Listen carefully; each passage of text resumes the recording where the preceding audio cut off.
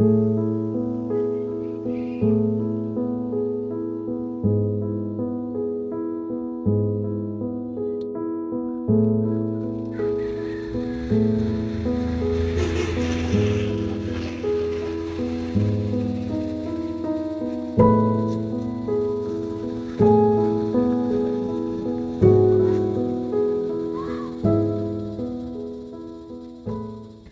si Maria Clara, ang nag-iisang anak ni Kapitan Tiago.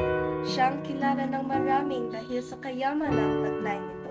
Kasintahan ako ni Ginoong Crisostomo Ibarra na may malaking malasakit sa bayan. Napagbintangan sa kasalanang hindi naman niya nagawa. O Crisostomo Ibarra, mahal ko. Iyunting nabawi ang lungkot ko, lalo nang malaman ko na hindi ka na excommunicado. Akala ko maayos lang lahat at magiging masaya na ako dahil makakasama na ulit kita. Ngunit ano ito? Sino ang bagong mukha na binatang makikita ko? Dinares? Ang pangalan mo ay Alfonso Dinares Dispanada? Labis akong natatakot at nababahala para sa'yo. Lalo na nang naging excommunicado ka. Masyado akong nalungkot at hinahan. At sa aking isip sa kung anong maaaring mangyari sa'yo. Nagdulot ito ng panghihina ng aking katawan, kaya nagkasakit ako.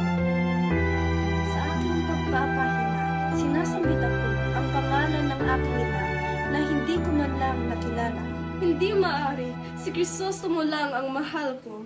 Wala akong balak magpakasal kahit kanino kung hindi man lang si Ibarra ito. Doon mas gumulo at unti-unting magunaw ang mundo. Lalo na nang ika'y napulong at tuloy na ang pagpapakasal kay Dinares.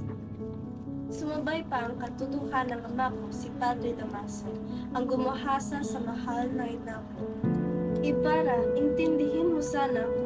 Sa pag-iisang dibdib ko ay para din sa ikabubuti ko. At bilang paggalang ito sa ina, akala ko sira na talaga ang mundo ko, ngunit mas malala pa ang nalaman ko. Patay? Patay na ang mahal ko? Paano? Bale, wala din pala ang pagpakasal ko? Ayoko nang magpakasal. Mas gugustuhin ko pang mamatay. Mas nanaisin ko pang pumasok sa kumbento at maging pakiusap, hintulutan, musasang ako. Dahil kung hindi, magpapakamatay ako. Hindi kita makakalimutan, mahal ko.